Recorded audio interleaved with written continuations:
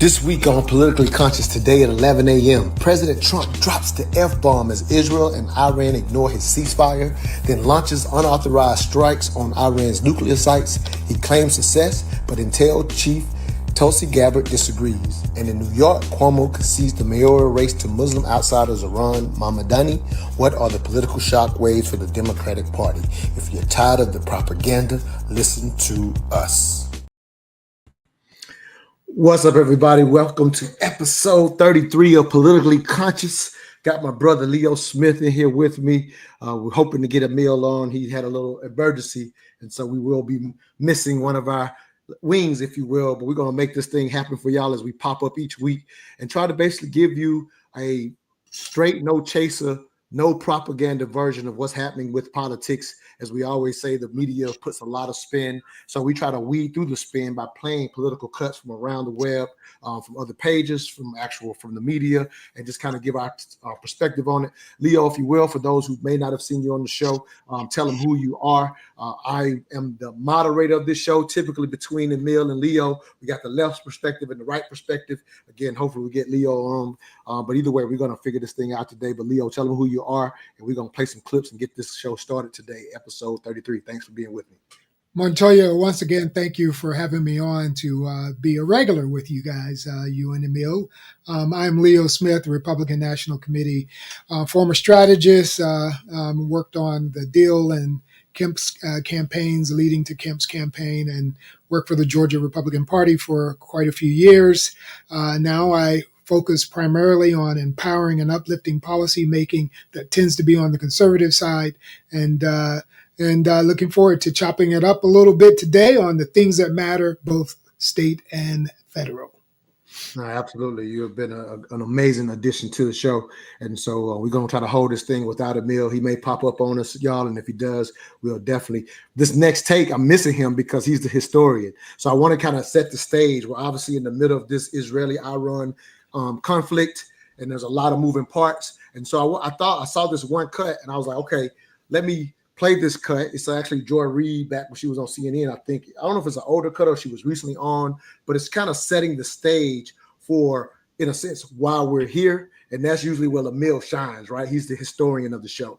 And so either way, we're going to play these cuts and kind of weed through it as best we can, and then we'll get hot and heavy into what's happening right now with President Trump and this conflict. But let's start with a little backdrop. Understand that the United States plays an important role in the world. I am thrilled that the United States is trying to police the proliferation of nuclear weapons. Imagine what the world would look like if it was otherwise. And I think that to throw away our moral voice would still be the only country that has ever bombed another country with nuclear weapons. And let me ask you one question. Why did the Iran hostage crisis take place? So certainly, I'm asking you fundamentalist radicals took over the government who hate the West. Why did they take over the government? Why? Because they're religious jihadis who want to eliminate Western society. They hate our way of life. They hate our way of life. Or they overthrew the Shah of Iran, who we imposed on Iran because the Dulles brothers, one at the CIA and one at the State Department, decided that the oil beneath the soil of Iran belonged to BP and belonged to us. And when Mossadegh, who was the leader of Iran, the democratically elected leader of Iran, said that we would like to audit BP because we want to know if you are cheating us or paying the people of Iran based on the oil under their soil.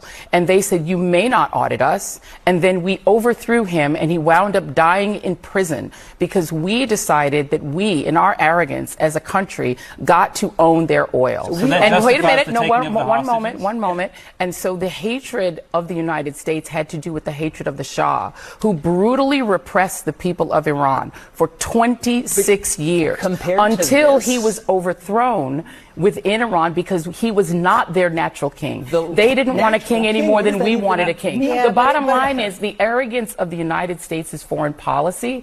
We act as if people act in a vacuum, and that nothing we do has ever led to the hatred of us in other countries. And I'm not saying that hostages should be taken, but you just said because they hate our freedoms. Well, that's BS. No, they hate the Western world. I want to answer. So I think there's a lot of context in there. If there's any, that was Joy Reid. Right? Wow. Okay. Yeah, you know what I mean. And I'll say, She's back. in current times, just showing Joy Reid actually makes people say, "I don't want to hear nothing she has to say." Right? But again, Well, I kind of like hearing what she has to say because she's so obvious. And I'm sure I'm sorry, I interrupt your lead in, but go ahead. no, you're fine. You're fine. But I'm highlighting again. That was the hope, to have you and Emil break down, from your perspective, what is the propaganda in there. However, I think, in my opinion, based on the history I understand, she's relatively accurate on the actions, the historical context for what's going on. And I thought it was a beautiful thing to do because, in a sense, the new generation is a little removed from the Iran-Israeli conflict because we kind of grew up with it. We saw these little skirmishes here and there. We know we lived during that period that she's speaking about. But the newer generation, this is a little new for them. And we know, unfortunately, I think news in the past was good about giving that context. I don't know that they're getting the history anymore. I don't watch a lot of news, but that's just why I want to bring it to the table. Go ahead, Leo. A journalist is not required to be a historian. But they are required to ask good questions, penetrating questions that hold systems accountable, that sheds a light on democracy, that goes into dark places and reveals, right? But we hope that journalists aren't adding a political thumb to things. And how you ask the question and what question you ask is important. And I like what Joy did there when she said, well, I would ask a different question. She said that I would ask a different question on the why these things are happening. But even when Joy asked that question, she's got a political angle. And she wants to point out what, for me and many Black Americans, is obvious, that we're colonizers. that we go into countries and we swing our big stick politics. Y'all have heard me say that on this show before. Coined it here, big stick politics. And Joy obviously doesn't like big stick politics. They don't like it when America asserts, and I'm talking about progressive left or people who kowtow to them, because I think a lot of Black entertainers and performers aren't necessarily progressive left, but they know that they get paid by them, so they kowtow them. so I'm not sure what some Black entertainers and commentators are, but I know that they get paid by progressive left rich elites, and so they say stuff that they think they want to hear. So, look, do we as America have national interest? That's sort of like, do I have an interest if I'm a linebacker on a football team of hitting the guy, and then the guy gets up in the sideline, good person goes, why did he hit him? They ask, why does America control national resources like oil? Well, that's obvious because you like cheap gas, Joy. That's why. So we are struggling left and right in America with how much harm we're willing to do on the way to getting all the things we want for cheap. That's what this struggle is about. Some people are honest about it. Donald Trump is like, I just want cheap stuff, or I want stuff that makes us powerful. And then he's honest about it. What a lot of the progressive left is struggling with is how much nationalism are they willing to accept? And that's why she wants to ask the question that really is stating the obvious, that the conservatives in their heart, those guys that she was kind of trying to turn to, they're thinking, well, isn't that automatic that I want to, use my power for my purposes? Why do we even have to discuss that? But however, let me say this, and then we'll go to another cut. The however is the way the messaging is brought to the people. So while those conservatives are thinking the way you just said, however, they came to that situation or that to that TV show with the talking points. Oh, they hate our way of life. Because the talking points are what we get delivered as the people, and so that talking point ends up being BS. Because at the end of the day, we want cheap oil. That's the reality. But it gets presented under talking points of they hate our way of life. Or do we want them to actually have nuclear weapons? So the propaganda gets pushed. And like you said, in that situation, she has an agenda too. But the question itself was absolutely proper. So again, that's us weeding through it as best we can. Let's go ahead and jump into where we're at right now. Right.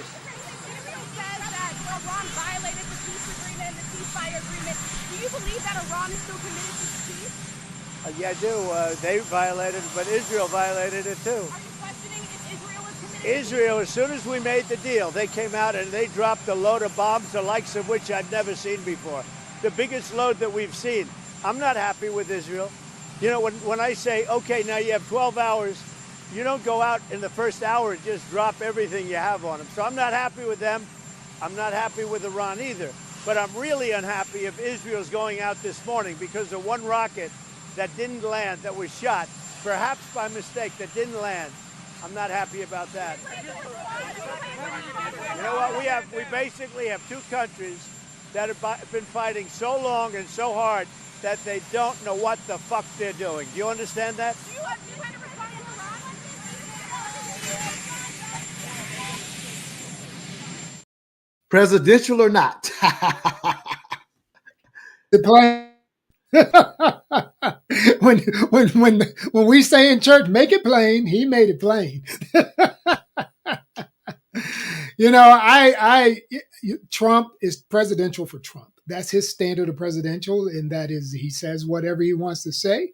He's making it clear that he is not happy. At least he's messaging that he is not happy with Israel. I mean, you can't tell when Trump is talking whether or not he's playing tough guy on Israel or playing tough guy on Russia or playing sweetheart with Kim Jong-un of Korea.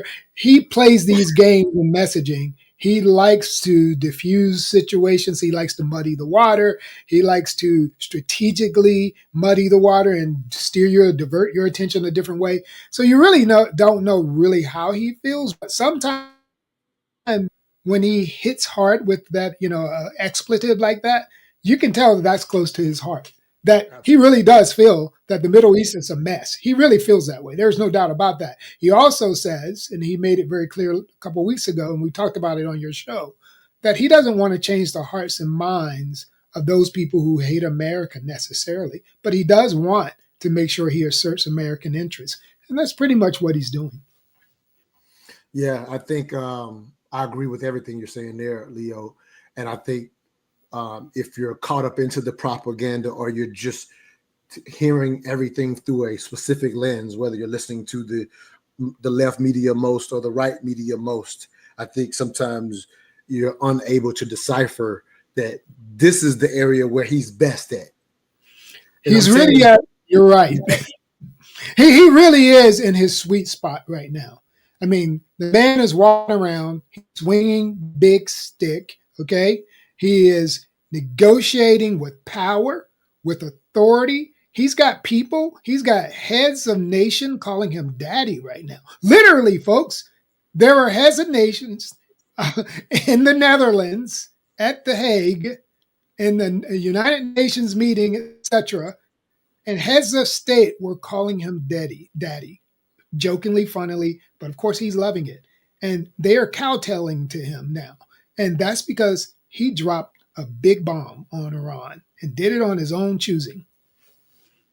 Yeah, let's talk about that. And again, and it's just me highlighting, like you said, this is his element. Here's his sweet spot. Like I've even Emil on here, I've said, hey, when it comes to foreign policy, like we kind of got to call it like it is. And I'm not saying that he's done everything right, but he's built to play this game. Like that's the game that he's built to play. But at the same time, there are some issues, and here's one of them, in my opinion. So let's go with this. 20 years ago, you were skeptical of a Republican administration that attacked a Middle East country on the idea of questionable intelligence of weapons of mass destruction. How is this moment different with Iran? Well, there were no weapons of mass destruction. I never thought there were. And that was somewhat pre-nuclear. You know, there was a nuclear age, but nothing like it is today. And it looked like I'm right about the material that they've gathered already. It's a tremendous amount of material. And I think within a matter of weeks, or certainly within a matter of months, they're going to be able to have a nuclear weapon. We can't let that happen. I was very much opposed to Iraq. I said it loud and clear, but I was a civilian, but I guess I got a lot of publicity. But I was very much opposed to the Iraq war. And I actually did say, don't go in, don't go in, don't go in. But I said, if you're going to go in, keep the oil. But they didn't do that. What intelligence do you have that Iran is building a nuclear weapon? Your intelligence community has said they have no evidence that they are at this point. Well, then my intelligence community is wrong. Who in the intelligence community said that? Your Director of National Intelligence, Tulsi Gabbard. She's wrong. that. 20 years ago, you were skeptical of a Literally throws her under the bus. So again, as I highlight that in this spot, his strength and what he does best is showing. However, he throws his administration under the bus with just that moment. It wasn't the only time that he threw her under the bus as well. So I can't say from outside looking in, from my perspective, Leo, none of that looks good. And why shouldn't I be skeptical that what we saw 20 years ago as that reporter set Trump up to say, hey, here's your position, and he will gladly walk down that road and say, yeah, I was against it. And then now saying, well, I know over my chief of intelligence. So nothing about that looks good for me outside looking in. Your thoughts, Leo? Well, of all the appointments that President Trump made, I thought Tulsi Gabbard, a former Democrat, right, just a recent convert to the Republican Party, I think she was the most challenging one, because I think of somebody who is narcissistically performing, she's one of the best of them. I mean, and he's got so many narcissists performing, because that's what a politician typically has as part of their character that they use for advantage, narcissism. But Tulsi Gabbard is a particularly special case. I mean, she's always shown sort of like this interest in foreign policy. She has a military background, so she has some credentials to suggest that she's aware of global dynamics.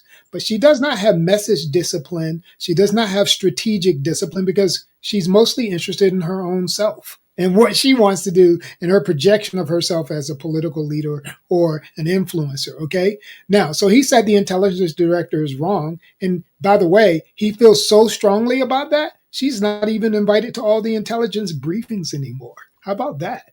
So is he going to get rid of her? I don't know. But is he going to like sideline her, send her down into the basement to work in a corner? Absolutely. So You're fired.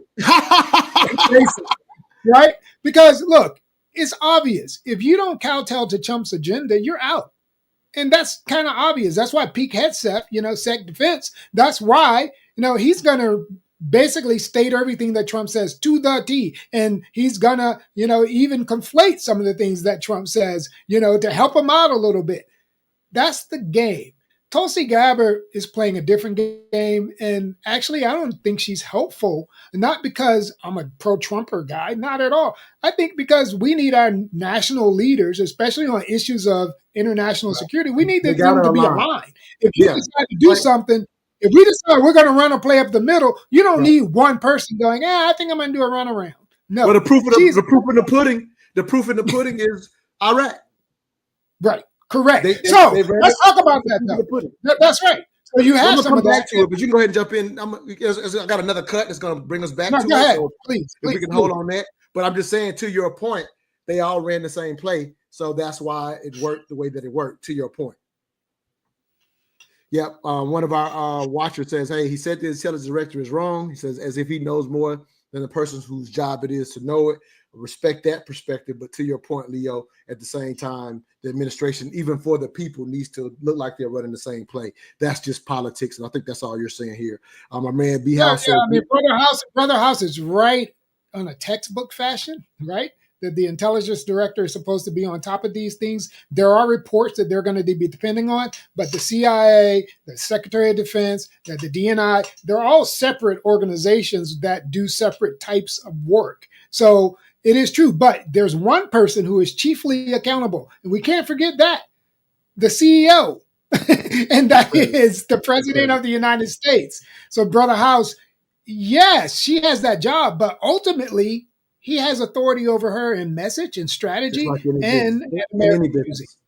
Yeah, in any business. That was actually the previous watcher. But anyway, B House says we are a country with a constitution.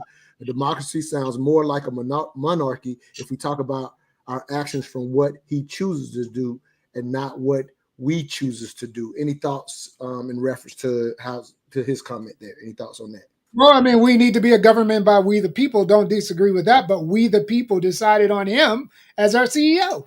We chose him. And so now you're asking, is he doing what we choose to do? Well, he's doing at least what half of America wanted him to do. Actually, the half that voted for him into office. The 1/3, as we clarified on the last show. Right. That's right. And those are the ones that turned out to vote. So, that's who chose them. If you want somebody different, get your people aligned and go vote for someone different. Yeah, and the other thing is what we keep saying, and a lot of people miss this. I think when people are so divided, for the most part, outside of this actual war, this skirmish. I don't know. We've barely gotten involved, but obviously Israel and Iran have been throwing bombs back and forth with each other. But the reality is, this is the one place where he's actually broke his promise to MAGA. But other than that, for the people that voted for him, he has been doing what he told them they would do. This has been the exception, and MAGA has, as many of them have, to include Shelley. They've disagreed with it personally because, again, it's always been the concept of they don't want to fight someone else's wars. So in this sense, this is the only place that they've disagreed with him.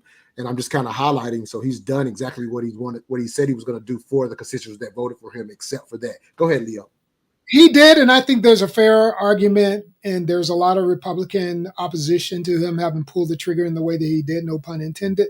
Okay. However, he is explaining himself. You got to give him, he's engaging. He said, look, Iraq is different because that was sort of we're not as much into an Iran having nuclears or Iraq having nukes. That wasn't a discussion about Iraq having nukes.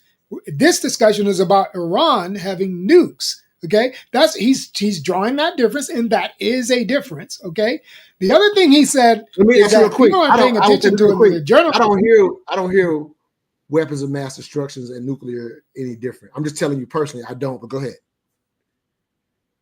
Because see, from a historic, if Emil was here, we'd have from a historical point of view, the Iraq War weapons of mass destruction was mostly considered toxic.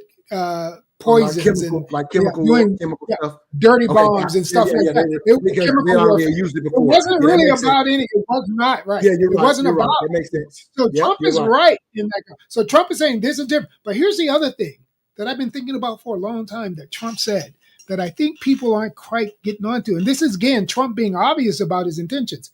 He goes, but when one of my criticisms with George Bush and all the Iraq stuff was we should have kept the oil. Don't let that go. Yeah. So he's saying, I'm now in charge, and I am a guy who's going to try and keep the oil. Yeah, that's America first, interest first, which is the point you made earlier in the show. All right, so this one sister. That's Trump's been leading on that. Yep. Here's just a quick cut from a sister. You got Tucker Carlson and Ted Cruz going at it because your own people, it's so much confusion with this inept administration. It's showing what Black and brown people have been saying for generations, like a lot of unqualified white people have been put in a lot of positions because they were good old boys or who they knew. And we've seen now on a broader scale. Majority of people that Trump has appointed down his press secretary on down who we got as Homeland Security Secretary. These people are unqualified. Education, all they're unqualified. So I just thought it was a good opportunity for me to continue to take a stab at the unqualified people that are in the administration, because I feel like the Tulsi Gabbard situation between them having that difference is a small example of continuing to have people who don't look the part. I feel that way specifically about Hegseth. I definitely feel that way about RFK and some of the stuff he's doing. I don't have time to bring that into today's show, but that was just a cut from let me make sure I say it right, the Black Summit podcast. And so I thought that she was highlighting that. If you saw, I'm pretty sure you saw that between Tucker Carlson and Ted Cruz. I think he embarrassed himself. And so I think there's all, in my opinion, examples of quote unquote, we got DEI because we're going to be the most merit-based administration. I think they do keep showing themselves to be otherwise from time to time. So again, I just wanted to take that personal shot. You can give one last thought on that. You can give a thought on that, and then we're gonna get to the Iran and Iraq stuff with this next cut. No, I'm glad that I'm going to be looking up the Black Summit podcast, because anytime Black people get together to talk about policy in a direct way, that's a good thing. So I'm encouraged about that. Left people are going to always try and rehash the election. That's kind of wasted time, and you're just emotionally vomiting because that's over. That's already happened. And I see Emil has just joined us. I think he's trying to hop in. Yeah, so I'll be short with this. In about 5 minutes. Look, he's not on yet, but he'll be on. Yeah. Okay. Good stuff. But Montoya, I'd be very interested. The reason I'm going to go look up that podcast, and I encourage listeners to too, is so what are you going to do about it? Okay, so you're saying that a person got the ability to choose their team. And like on the basketball court, when you didn't get chosen for the team, you're like, well, you just chose him because you liked them. Of course he chose them because he liked them. That's politics. I mean, this ain't no fair system. This politics. So make sure your guy wins, that you want him to pick you for, or people like you for their team, in the way that Biden and Obama picked their team. Yeah, and some of us said that person isn't qualified. So, I mean, as Trump's going to pick, he's going to do DEI. You're breaking up a little bit, Leo, just so you know. You broke up a little bit, if you can hear me. Can you hear me? Yeah, I noticed that there was a lot of, that I'm staggering. I might need to have you come out and come in. What I'll do is highlight this. If you could listen to this and then come out and come in. So just for the sake, again, because I kind of did it as a stab, but I love what you're saying. Like at the end of the day, you can't just keep talking about it as a rehash of what happened. Like I love the perspective that you're bringing to it. So you're like, okay, well, let's take it a step further. You don't like what happened. What does it look like? And so here's something that I don't know if I've ever had a chance to say on this show, but going back to the DEI thing, because again, that's partly why I shot it out there, right? Going back to the DEI thing, here's something that happened that, in my opinion, Trump was able to take advantage of when, as I keep saying, they misnomered DEI. It's 20, 30 years removed from not being merit-based, but of course they ran that play, right? And it kept getting pushed. What they were able to do was, to your point, the CEO, the president, is always able to pick their own administration, like who they want to be in position. And so what happened under Biden specifically, the Biden administration went specifically to the point of trying to hire everybody to look the part for all of the letters on that are involved in every version of. So they went out of their way. They have a right to do it, right? Because you're picking your own administration. Like at the end of the day, which is kind of to your point, whether you think Trump's people are qualified or not, that's what the position is allowed to do.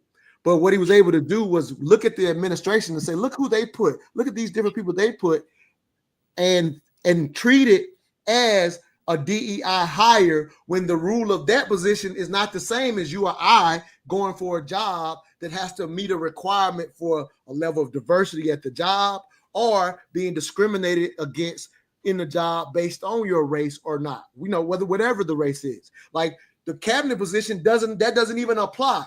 But what they were able to do was focus on what Biden did to say, look at what they did. That's happening in your jobs. Do you kind of see what I'm saying here? It's like they were able to take advantage of how Biden went overboard in his administration to make it seem like that's happening to you in your jobs. There was no legality to DEI, which is just saying we're going to put advertising into making sure we have a diverse workforce, because it's and the finances approve it.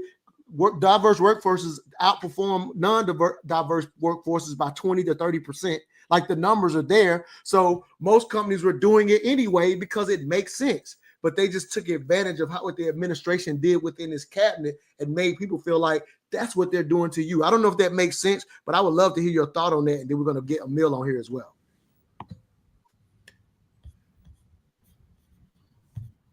I don't know if I hope my streaming is okay. I am using a different streaming service. I won't hurt them. Can you hear me okay? Yep. All right, good. Well, look, I totally agree with you. I don't like overreaching ideologically left or right. I don't like overreaching when people have their self-interest and they like go overboard with their self-interest. If I have an advantage and I can beat someone down in the boxing ring, but I go too far and I go further than just winning the match, people will start to boo me a little bit. I'll lose some of the people I like. Biden did that. He went way overboard. There's a lot of unqualified people working for Biden. There's no doubt about it. And I think even liberals. And look, the whole using the media and the journalists. I mean, Jake Tapper now making it clear, about the big lie about, whether or not Biden was mentally unfit to do the job. All that stuff now, you got all these folks saying, well, I guess we were lying. I mean, Biden look at the communications director. There's no way you're going to tell me that sister was qualified. I mean, not even close. And she's basically admitting it now, saying she's leaving the Democratic Party and she's no longer a Democrat. I mean, because she was manipulated into a job because of her race and her gender preference. So this is nonsense. And so, yes, so the far right reaction or the Trump manipulation is, see how obvious they are? Look how much they're taking advantage of the system for stupid stuff. And so therefore, let's do some stupid stuff on our end. I totally agree with your analysis. Yeah. And so both sides played each other when it comes to, this DEI card, if you will. Kenny 77 says, who was unqualified working for Biden? I've heard it, but I didn't see it. And you just heard Leo kind of give you one. Emil, are you talking without video, which is okay? I just want to see if I am. I'm on audio right now. Video. I just want to check if you were there. All right, cool, man. So did you hear any EG? If you heard what we said, I'll let you give a thought. Then we're going to move back into a couple of cuts into what we were talking about today, which is obviously the Israeli-Iran conflict. But if you want to make a point on what you just heard, please do, and then we're going to play a cut. The thing about incompetence is in this administration versus the Biden administration, I think it's more weaponized. I'm not saying that the Biden administration didn't weaponize it, but I think what you're seeing is like HHS and DOD, like some of the major positions in the government are run by people who are patently unqualified and worse. And this is the part that I think when you start hearing about incompetence on both sides is you're seeing policies from these incompetent leaders that are affecting the trajectory of the strategic direction of America. I think that's probably more important than just whether someone is or is not qualified. And again, I'm not excusing either side for their incompetence, but let's look at the downstream effects before we say this is bad or this is good, because the facts are that there's incompetent people throughout government, political appointees, and career positions. But what is the long-term strategic effect of the policies created by some of these people? And that's where where I think you'll see some pretty significant differences. I think DOD is probably the prime example, and HHS. But I also think if you look at the Biden administration, you had some people who were making decisions about how China was operating and about how the war in especially Israel and Gaza, those kinds of people were also making some bad decisions that had some downstream effects. So I'm not going to excuse either side, but I am going to say that you're seeing some pretty important positions populated by people who patently are not competent to do the work that they've been asked to do. Pete, head self. Head on display. 100%. But so now I feel what you're saying, Emil, and so I think that's what I think Kenny 77 may be alluding to. What I think I'm hearing you say is the downstream effects is maybe why, for example, what Kenny said, well, who are the unqualified people with Biden? Yeah, I don't know if I know the downstream effects because maybe they wasn't out as front as some of the things we've seen with Head Self and the stuff that we're currently seeing with RFK, which I can't stand, and I could beat him up for the entire show, but I won't do it today. Yeah. So yeah, I feel you on that in a sense. And here's another reality as I'm thinking this out loud and thinking about it logically, objectively, the reality is we typically don't hear the things that don't affect us. So in this sense, I feel like some of the things that have mattered to me when it comes to, because I am a science enthusiast, if you will. So that's why I pay attention to the RFK stuff. Having been a former military, that's why I pay attention to the Head Self stuff. There may have been other things, I think to Leo's point, that happened downstream in the Biden administration that maybe were not my interest. So therefore, I'm unaware of them. So I'll be fair in that sense. But yeah, the things that I'm paying attention to, I agree. There have been, and some of the downstream stuff will continue to affect us based on what I'm seeing. So, all right, let me play this next cut and keep this show moving. We may end up shortening a shorter show today, but let's keep it moving. All right, let's get into I want to get some context. I was in military intelligence is what I did. I maintained a top secret clearance for 13 years. I've collected all around the world, et cetera, et cetera. I understand intimately the intelligence community and how intelligence is passed between us and our allies. And so I want to say a couple things. First of all, we're going straight back to our cheating ex just 2 weeks after they cheated on us, because this was, like I say, this was just 2003 that they sat in front of the world and screamed weapons of mass destruction, and that's what they're doing again. Listen, like you mentioned, Benjamin Netanyahu, Bibi Netanyahu, has been saying this since 95. So it's simply just propaganda. So when Donald Trump says he has a source that's better than the intelligence community, it's Bibi Netanyahu is his source, because Israel is trying to drag us into their war, because Israel has been wanting to go to war with Iran for as long as I can remember. In 2003, when I was in the Army and I watched Iraq play out, yeah, we believed it. We believed there's weapons of mass destruction. What reason do I have to not believe my government? We go where we're ordered. We're going to fight the terrorists over there, so don't come here.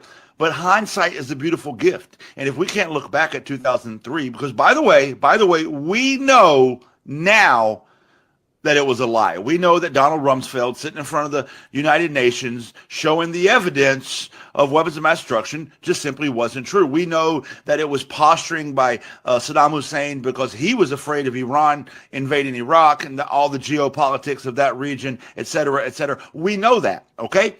So if we can't now say, we just saw the video evidence of Bibi Netanyahu telling us in 1995 they're 3 to 5 years away. In 2012 they're 6 months away. In 2015 they're 3 weeks away. I don't know how he tells time, but it's 2025 and they haven't had it yet. And I want to remind everybody that there was a president who brought Iran to the negotiating table, who successfully got the IAEA to go into Iran and inspect their nuclear facilities, inspect their enrichment program. There was one president who did it. There was one president who brought all of this down 35 notches and was able to successfully prove that Iran was not enriching their uranium. That was one Barack H. Obama. And as soon as Donald Trump came into office, he overturned the very agreement that Obama made with Iran, thereby creating the situation we're in now. It was a black president. Sorry, that doesn't count, Jolly. Let me say this before we go, Don. I want to bring one thing to the conversation that needs to be spoken more about. Yes, if sir. we're talking about threats to America, the number one threat to America, I assure you of this, is not Iran. The number one threat to America is the alienation of our allies, us pissing off the people that we have these alliances with, us losing our intelligence sharing with other countries. Because, oh, by the way, when Ukraine attacked Russia with one of the most advanced drone attacks I've ever seen, it's amazing. The United States didn't even know about it. You know what? As a former intel guy, you know what that tells me? That they were not sharing that intelligence with us because they no longer trust us. I don't think anyone shares their information with us. I think we no longer get shared information. This is what I'm getting at. When we lose our intelligence sharing with our allies, this is very dangerous for America and puts us at a great risk of being blindsided by things happening around the world, because intelligence sharing keeps us safer.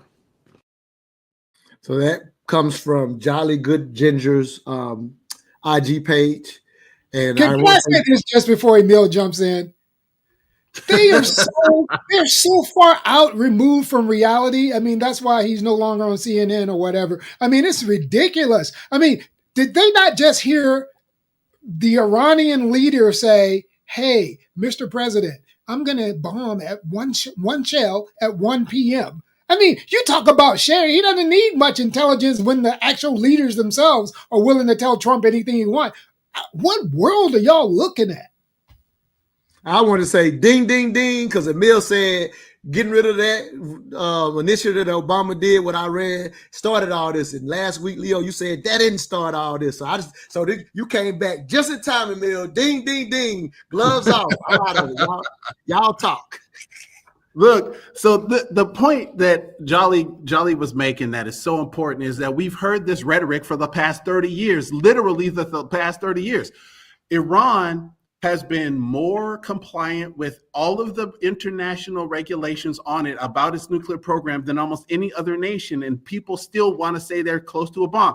Perhaps they were working on a nuclear weapon, but the IAEA was in country with video cameras everywhere. There weren't human inspectors. Those cameras were live and they had tamper-proof evidence. So they knew that if there was a problem, they could go there, and they had carte blanche to go everywhere that they were supposed to be. They had limits on the amount of refined uranium they could produce every year, and they had limits on the type of refined uranium they could produce every year. On top of all of that, so Emil, let me ask you something. Even more than they had already been asked to do until the deal was broken. This is very important because we're talking about a highly technical process. So Emil, I wanted to ask a question, so you can still talk. I'm going back because there's a premise in there. The premise in there is that there were no nuclear materials found or damaged or whatever, and Iran didn't have them. And you're even quoting organizations that said that they weren't there. Well, then why were they investing and sending people to review nuclear facilities? Why did, I know you're going to say because of medical reasons, and they had medical research. Why did they have nuclear material at like triple the levels that were needed for any kind of medical product development? And why did Ismail Baghai, who is with the Iranian Foreign Ministry, say that they've badly damaged our nuclear capability due to repeated attacks? They absolutely did damage their nuclear capability, their nuclear weapons making capability, or their peaceful nuclear capability. I'm not saying Iran's perfect or without flaw. By no means am I saying that. What I'm saying is we had an agreement that would have worked. They have had 10 years since that agreement was scrapped to do whatever they wanted to, because when JCPOA ended, they didn't have to follow any rules. So yeah, they probably did refine more uranium than JCPOA would have said. The Joint Comprehensive Plan of Action that President Barack Obama plus 5 other countries signed, including Iran, it was 5+1. What the +1 being Iran and the 5 being the United States and 4 other countries. But here's the point that I'm trying to make, that if you for 30 years say the same bleating warning over and over again, at some point people are going to believe you. And then when you unilaterally, preemptively bomb, let's be very clear, you are now the aggressor in this conflict. We can focus on Iran and its support of terrorist activities around the world. That's a real thing. We can focus on Iran supporting the Houthis in Yemen. That's a real thing. But neither of those is nuclear. And that's the problem with this moment in time. It ain't the you're admitting stuff that should be pulled the carpet for. They should be called to the carpet on their other stuff. Right. So you're admitting that Iran is a problem. You just don't like how they're dealing with it. 100%. Like, if I wouldn't say Iran is a problem, because the United States has its hands in things that it should not be doing, and it could be considered, just like Iran, as meddling in people's affairs to the point where they could be called terrorists. I'm not going to say that they're a problem. I'm going to say they do problem things. But the problem with their problem is that you're using the nuclear problem as an excuse to bomb them when they're giving you plenty of other reasons why you can go call them to the carpet. That should happen in the UN. It should happen. And if they don't respond, we can escalate accordingly. But to unilaterally bomb Iran when they were not under any kind, they were in negotiating. Israel killed their lead negotiator, and they had already performed 5 rounds of negotiations with the United States, getting closer and closer to some sort of non-violent agreement. Now we don't have that because A, they were preemptively bombed, and B, the lead negotiator was killed. How do you think Iran feels when the guy they sent to try to figure out the least violent option is killed violently in a preemptive attack? That's not going to make them want to come to the negotiating table when, in bad faith, they were attacked. Emil, your strategic analysis of these kinds of things is almost beyond reproach. But I also know that if I ask you the question, do you think Trump was looking for peace in this situation or more power at the negotiation table for economic benefit? This is where I get really frustrated, Leo, and I'm just going to be blunt. I'm not going to spin this. I don't know why Trump chose to attack Iran. I do not see it. When you deny your own intelligence remember earlier in the year, Montoya was very clear. Trump gets to put his own team in office. Both Shelley said it and you said it, Leo. Trump gets to put his team in office. 4 months, 5 months later, he doesn't believe his own team. He's going on, quote unquote, his gut. What does that mean for all other policies in the United States? If he can use the most violent means of war to attack a nation because Israel decided unilaterally and preemptively to attack that nation, and his own intelligence apparatus, the people he picked, said, there is no weapon of mass destruction. There's no nuclear weapon that threatens the United States. The United States is not under any imminent threat. That intelligence assessment was given to him by people he said he trusted. And when he goes against that, it tells me that he doesn't either believe in them, or what I think is worse, he is actually listening to someone not his own team for purposes I can't discern. I would love to believe he wants more power at the negotiating table. The negotiating table was destroyed. Emil, you're not answering the question, though. No, I did answer the question because I said I don't know. He said he doesn't know the answer is what he said. And so I appreciate that. That's an answer. Okay. And see, this is what we have to understand in politics. Okay. Emil is an honest guy. So he's saying, I don't even understand it. But Emil is a progressive left guy. Why should he understand a hardcore conservative nationalist? That's not part of your culture. That's not your value system. So all of the listeners out there, if you're having a hard time understanding a right-wing white guy who's a guy who manages advantages for himself at all costs, hello, that's kind of how America was colonized. I mean, that's what these guys do. Respect for that. Yeah. You're saying I don't understand the heart of somebody who would do things that I consider dastardly, because that's so far from your reality that you can't understand it. That's understood.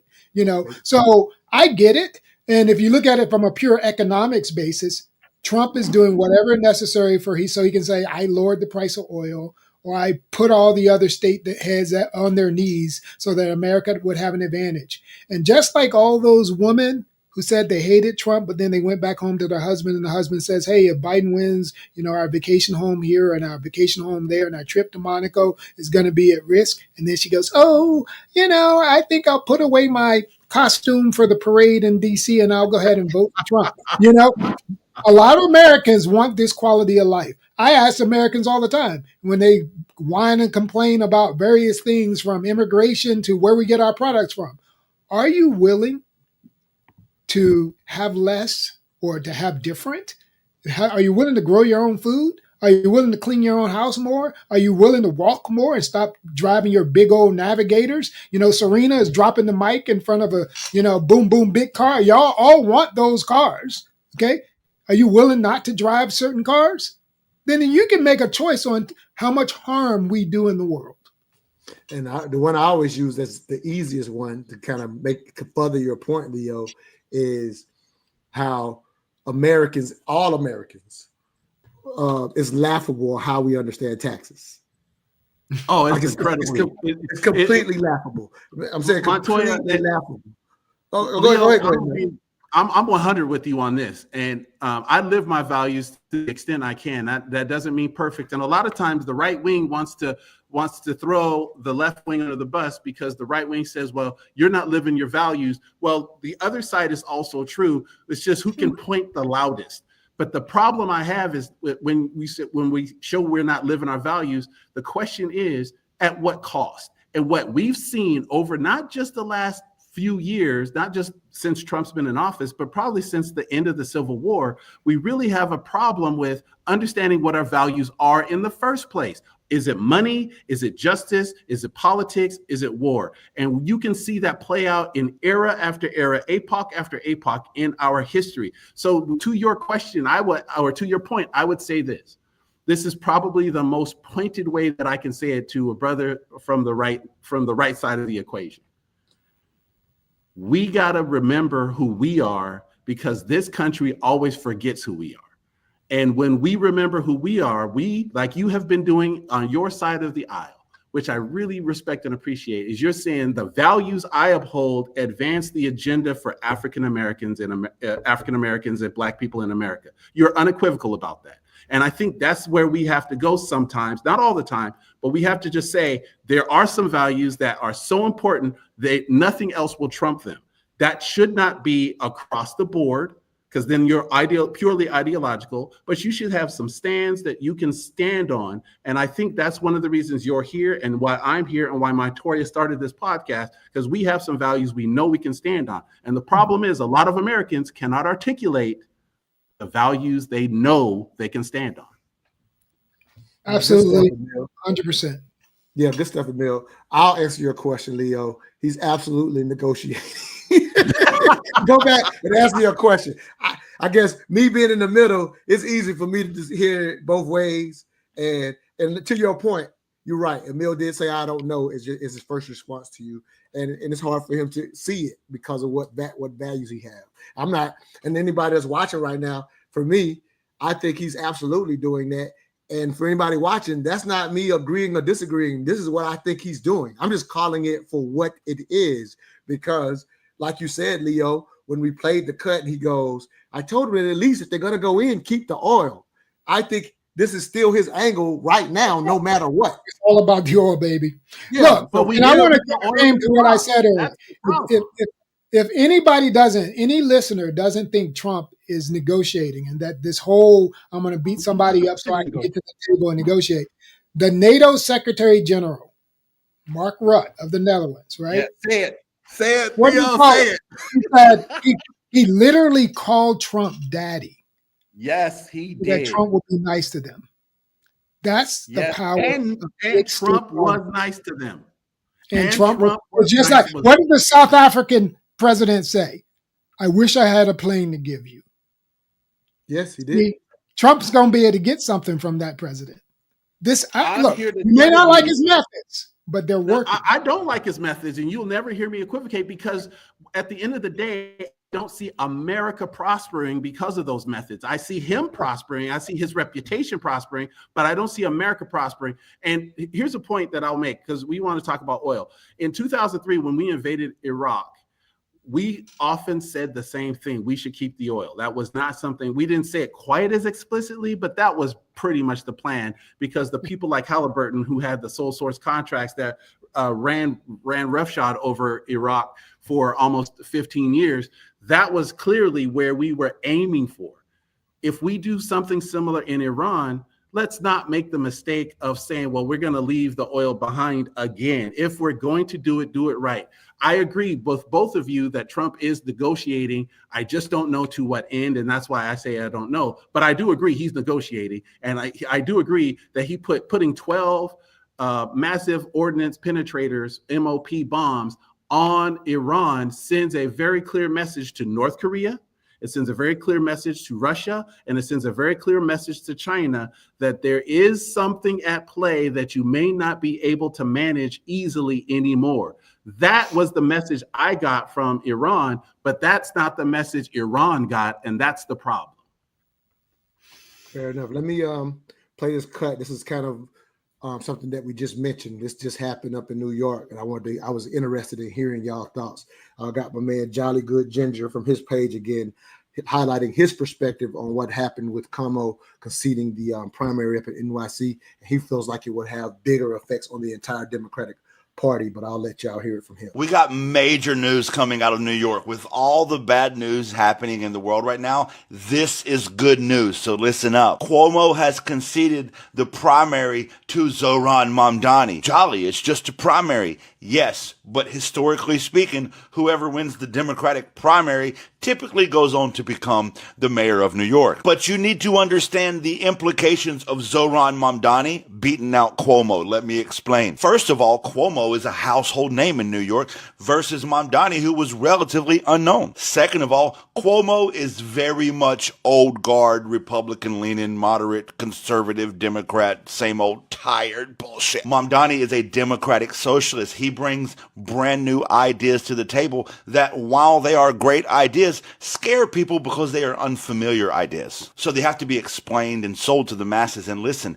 these are really good ideas. People just typically don't understand them at face value. And number three, Islamophobia runs rampant in this country, and they were playing that card hard against Zohran Mamdani. Also, all the big money donors were tossing all their big money at Cuomo. But it looks pretty clear that this primary is going to go to Zohran Mamdani, so much so that Cuomo said he won.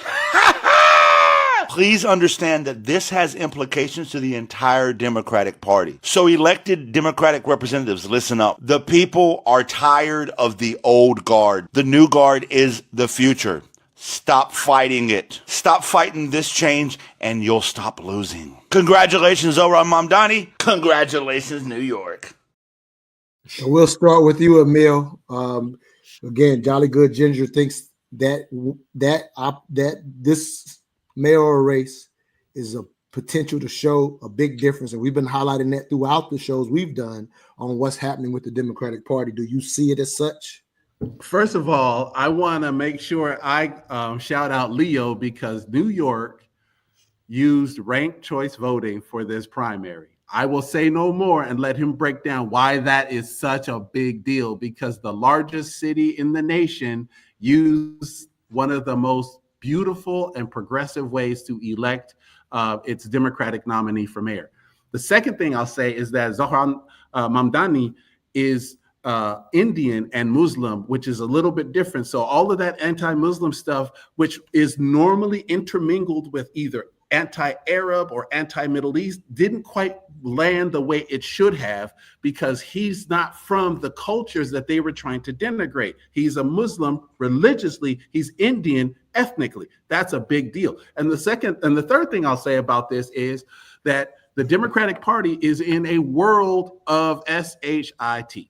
And the reason why I say that is because the progressive wing is very undeveloped, and the old guard wing is represented by people who have scandal after scandal behind them, like Andrew Cuomo. And so they're going to have to decide, do I want big dollars going after the old guard money from Wall Street and big corporations, or am I going to go back to my grassroots where it's an unproven, potentially disastrous choice that can either bring lots of people to the table to vote who haven't voted, who haven't been excited to vote, or it could upset the apple cart in policy, where they're going to start pushing for things that people call socialists, which are actually just things that most developed nations have already.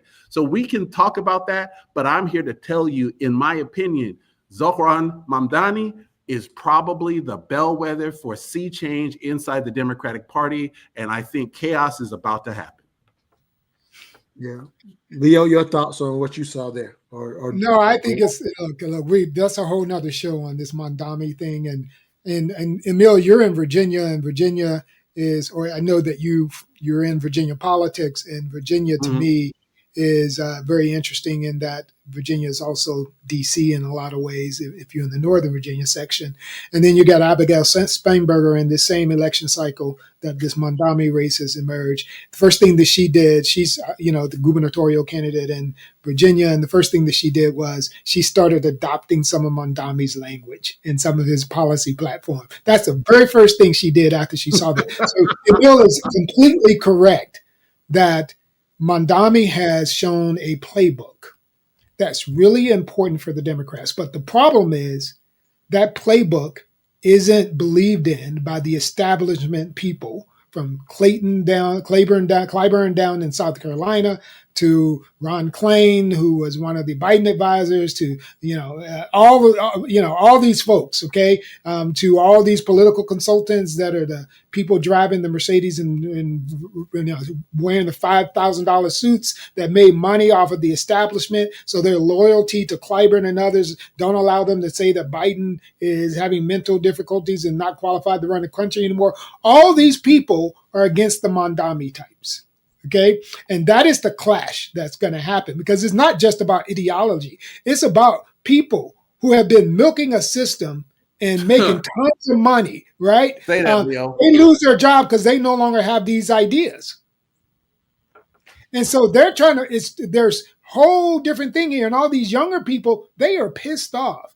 And they're saying, we ain't going to take it no more. And they're trying to get rid of the old guard. And so in a city like New York, right, Cuomo did lead the way. I mean, he beat Trump. He led better than Trump in a Democrat winning in an area that was trending towards Trump. So look, so they do have a problem. I'm very interested, Emil, in your thinking, because I think one of the things people aren't clear about. So yes, the ranked choice voting made a difference and gave Mamdani's voice a chance. This guy had no name. No name before this race. None. Zero name recognition. Winner, city council. Right. So, and that's what ranked choice voting can do. It can bring a platform, a set of issues that some people are concerned about, but the people who have all the money. Cuomo had 10 times the money that Mamdani had. I love it when low money people win. I love it because that means they won from the hearts of the people. So look, I'm not a leftist, I'm not a progressive, but if the New York leftists and progressives want New York to be what they want it to be, it should be what they want it to be. And that's so I may not go visit there that much anymore. And if I was living there and I didn't like it, I would move to another state. But the point is that the people in a local election should have what they want. So this is what ranked choice voting can do. So +1 for ranked choice voting. The other thing is Cuomo has said that he's withdrawing. Now, I know because I have political sources, mentees, as well as people that I learn from in New York politics. And there's still an establishment element. You know, I'm an establishment strategist, and so I know. So there's an establishment element that are still working to keep Cuomo in the race. So it'll split the vote away from Eric Adams, the current mayor, and therefore get a what they consider a more, another option in that they like better for themselves or whatever. Look, Democrats, so that just seems to be messy. I mean, really, in my opinion, the Democrats will be best served letting Mayor Adams just continue for another term. But if Cuomo, it's really a mess. I mean, putting Cuomo, trying to make Cuomo stay in there just shows that even the moneyed elites in New York don't know what to do. They don't know what to do. They still think we need Cuomo in the race, even though the man, you wouldn't trust your daughter with him any more than you would with Trump. And so anytime a New York liberal starts whining about Trump and his relationship with women, how are you going to do that? And then at the same time try and fund 10 times more Cuomo than Mamdani. Yeah. Back to the, not doing your values like y'all talked about earlier in the show. Leo, you were spot on, man. And the thing that I'm watching in New York very closely is if Mamdani can beat Adams, especially if Cuomo is thrust back in the race. If Mamdani beats Adams, then the Democratic Party is not just in crisis, it is in a full-blown natural disaster, epic proportions, because if Mamdani, tell us why, because that means that Bernie Sanders and AOC and that far left progressive caucus now has more power than people think. Right? That is my analysis right there. If Mamdani pulls out a win, or if he loses by a very narrow margin, you are going to see the Democratic Party literally hair on fire melt down, because the progressive wing has been pushing and pushing and pushing. And it takes maybe a decade or more for that kind of change to cement itself. And if it cements itself in New York, people are going to say, well, New York's a blue city. No, New York is the seat of all Democratic power. Let's be very clear. New York City is the place where if you can make it there, you can make it anywhere, according to the song. And the Democratic Party will be looking like, holy moly, what do we do now? Yes, it's different in Nebraska. Yes, it's different in Wyoming or Oregon. But here's the problem. The people with the money are going to have to respond to the people with power and not the other way around if Mamdani beats Adams. Well, what it looks like to me, something that y'all both of you have consistently said on this show, is it's respecting the power of the vote. That's something that y'all are consistently alluding to, Leo, for all of the policies making that you do, all the interaction, all of the consultation that you do. You still have always, since I met you, been a believer in wanting individuals to understand their power. And so regardless of how this goes, but if what I hear is that I'm not surprised to hear Emil's excitement with Mamdani, if I'm saying it correctly. I'm not surprised to hear his excitement, but I hear you, true to form, the old guard is going to work their magic as well, which is to be expected. That's what politics is, but we are on the verge, whether you love Trump, whatever's happened. I'm kind of alluding to him because what we're seeing, again, 1/3 of the country is getting exactly what they wanted or whatever, but at the same time, your power is in doing and being involved to the extent that you can push for ranked choice voting. Because again, that's one small way to bring the power back to us as the people. So appreciate that segment we did on it. And I'm glad that it keeps coming up. We're in our extra innings now. I don't want to keep both of you long. I thought it was be a cool way to end the show with a cut from Joy Reid since she started. We're gonna sandwich the show, and she was just recently on the Breakfast Club, and I thought this was pretty cool. So y'all can stay and give a response if y'all have to go. No big deal. I'm not even trying to give a big response, but I just thought it was, I found that old cut for her breaking down the history of Israel. I thought this was a pretty cool way to end the show and sandwich it with Joy Reid, if you will. So let me play this cut. If y'all choose to stay on, I'll let y'all respond. If y'all gotta go, I understand. This is the difference between a Democrat and a Republican. Trump had nothing to do with the stimulus checks and actually opposed them. Mm-hmm. But when those checks passed and Nancy got the checks for him, he said, guess who's getting the credit for it? Not Nancy, not the Treasury Secretary whose name is supposed to be on the checks, me. He understands the theatrics of politics better than any Democrat because he came from where I work. He and I used to get a W-2 from the same company. Mm-hmm. He worked for NBC. Yeah. To me, I call him, he is the Puffy of, I've been calling him the Puffy of politics. I will not call that man anything but Puffy. He's the Puffy of politics, both in the sense that he might be a diddler, but also in the sense that he has no actual talent. Puffy is, so way back in the day, going way back. My husband and I used to do a show called Video Dope. We used to actually, our first production together was, we used to do a music video show back in the day, back in the 90s. Y'all don't remember music videos, but I'm old, so I remember. So we used to do this reggae music video show, and we used to play this track that had Puffy, Biggie, and this third rapper. And the third rapper was just all right. But Puffy's bars, he was kind of mimicking that rapper. He didn't even know to try to mimic Biggie. Mm-hmm. He's mimicking this other guy. Mm-hmm. And we used to play the song because it was Dolly My Baby remix. Oh, and so I love that song, Dolly My Baby, because I love the song. So we used to play it sometimes on the show. And I used to be like, that dude thinks he's a rapper, but he's not. Mm. What he is he's a good A&R, right? Mm-hmm. He's good at the theatrics of hip hop. The videos were very expensive. Everything looked really chic. Everything was really shiny. He was like marketing hip hop. Mm-hmm.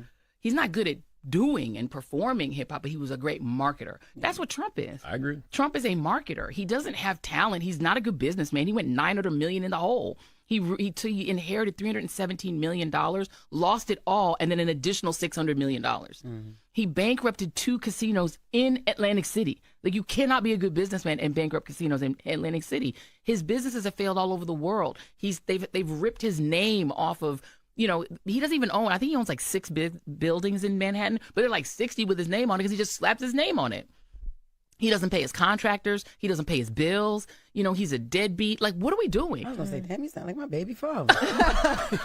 Crazy. I'm sorry. And he also is 5 people's baby father. He got 5 kids by 3 women. Mm. If he was black, okay. Yeah. So the reality is, but what he's great at is just the marketing of it. Hey, I can give a thought on that, but I thought it was a cool way to end this show. You know what I mean? So we started with Joy. I sandwiched it. But any thoughts on that, and we'll close this show. Thank y'all, everybody that's been watching. All I got to say is she's right, and Joy wants to be as good as he is. I agree. Leo called it, and Joy did too. And here's the problem. If you're a country run by someone who's good at marketing, you may be really good at TV production, but you're not good at the stuff that the TV production needs: cameras, video equipment, etc. Hey, good stuff. See y'all next week. Share the show. Make sure y'all are subscribing to the page. Good stuff, y'all. All right. All right, y'all. Peace. Yep.